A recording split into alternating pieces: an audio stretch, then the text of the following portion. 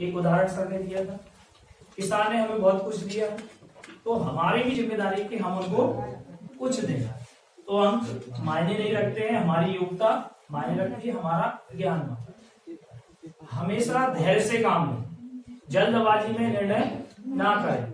किसी कारण से मेरा रिजल्ट खराब हो या मैं अच्छे अंक नहीं ला पाया, तो जरूरी नहीं है कि आपकी दुनिया वहीं समाप्त होने वाली है, वहीं ब्रेक लग जाएगा, ऐसा नहीं। उसके बाद भी आपको बहुत सारे अवसर मिलने वाले हैं, अलग अलग क्षेत्र में अवसर मिलने वाले हैं।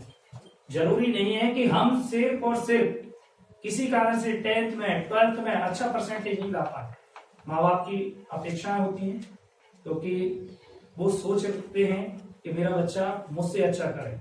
माता पिता के अलावा दूसरा कोई नहीं है जो ये सोचे कि मुझसे अच्छा करे। आपके मित्र हो सकते हैं, वो ये सोचे जब आप बहुत अच्छा कर देंगे ना तो ऐसा लगेगा आप इसने कर दिया, मैं नहीं कर।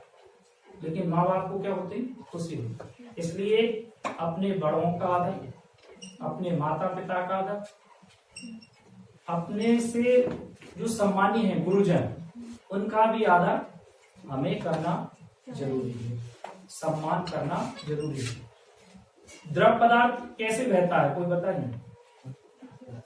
कहीं से भी अपना रास्ता बना, कहीं से भी रास्ता बना लेता है, बहुत बढ़िया। और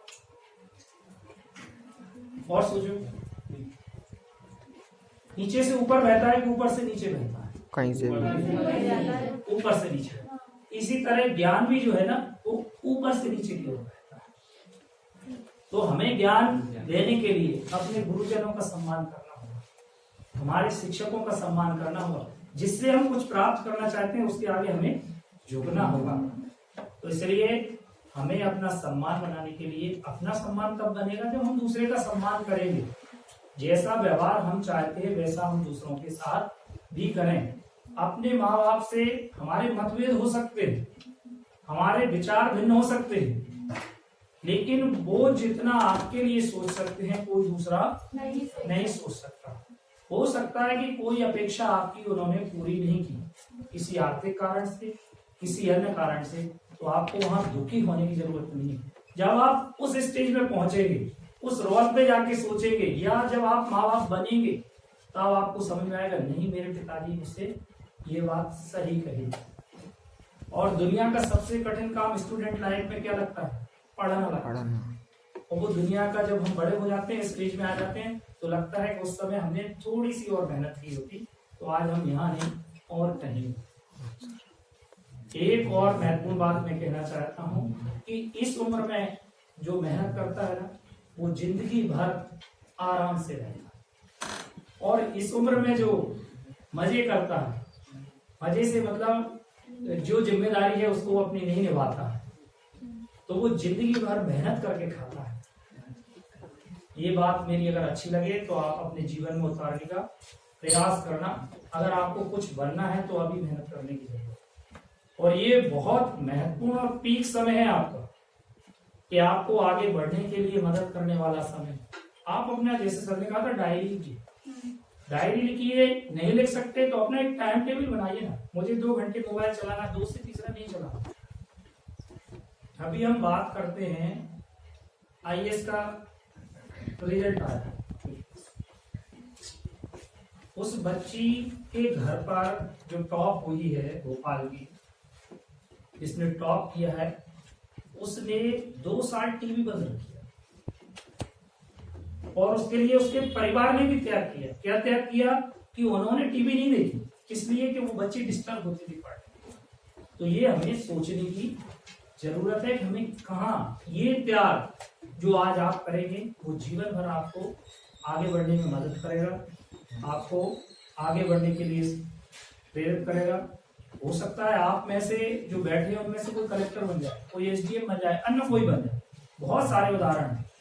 और जरूरी नहीं है कि आपको जॉब मिले, लेकिन आप अपने जीवन में ऐसा कौशल अर्जित कर लेंगे कि आपको किसी के आगे हाथ फैलाने की आवश्यकता नहीं है। आप अपने आप सेल्फ डिपेंड हो जाएंगे। और इसके लिए आपको मेहनत करने की जरूरत है, पढ़ाई की जरूरत है। पढ़ाई की मैं बार बार बात इसलिए कर रहा हूँ क्योंकि नॉलेज पढ़ने से आएगा। मैं आज भी टीचर भी बन गया, बहुत सारे पदों पर पहले भी रहा, इसके बावजूद भी मैं पढ़ना नहीं छोड़ा। ये अपना गुण होना चाहिए पढ़ना, क्योंकि ज्ञान अर्जित हम कहाँ से करते हैं? पुस्तकों से। पुस्तक हमारी सबसे अच्छी साथी है, तो ये हमें करना है। और जो बनना है आपको उस क्षेत्र में आज से ये प्रण करें कि हम उस क्षेत्र में आगे निरंतर बढ़ेंगे, लेकिन उसके लिए हमें कुछ काम करने पड़ेंगे।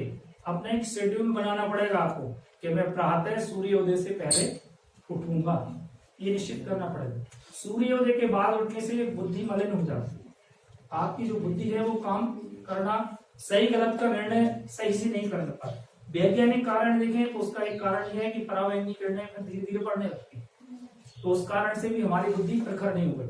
जिनकी बुद्धि, जिनको कम ये स्मरण रहता ना, तो वो सूर्योदय के पहले उठे और 1 घंटा तब पढ़कर देखें। और एक मैं ऐड आता है टीवी पे घड़ी का, पहले इस्तेमाल करें और फिर विश्वास करें। तो पहले आप 1 महीने इस्तेमाल करें और फिर विश्वास करना कि वास्तव में कुछ अंतर आया कि नहीं आया। प्रतिदिन सूर्य को प्रणाम करें, क्योंकि सूर्य जो है खुद प्रकाशमान है, तो हमें भी प्रकाशमान होने की प्रेरणा देते हैं। वो चीजें थोड़ा थोड़ा योग करें, प्राणायाम करें, ध्यान करें। और योग प्राणायाम पर एक दिन मैंने सर से बात कर ली, मैं आऊंगा, क्योंकि मैं विकासखंड बमरी का योग प्रभारी भी हूँ, साथ में अन्य कार्य भी देखता हूँ।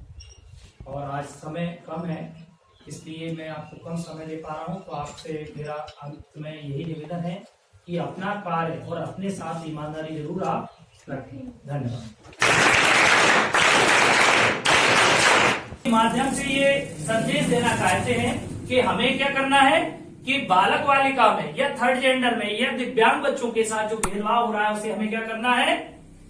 रोकना है। जब हम बड़े बनेंगे, जब हम 18 वर्ष के वयस्क बन जाएंगे, जब हम समाज का एक महत्वपूर्ण हिस्सा होंगे, महत्वपूर्ण नागरिक होंगे, उस समय हमें यह सोचने की आवश्यकता है कि जो भेदभाव हो रहा है उसको हमें करना चाहिए। अब कक्षा में हम क्या कर सकते हैं? बालक बालिका, जैसे अभी हम बैठे, एक बालक एक बालिका, एक बालक और एक बालिका, इस तरह हम कक्षा में बैठक व्यवस्था बना सकते हैं।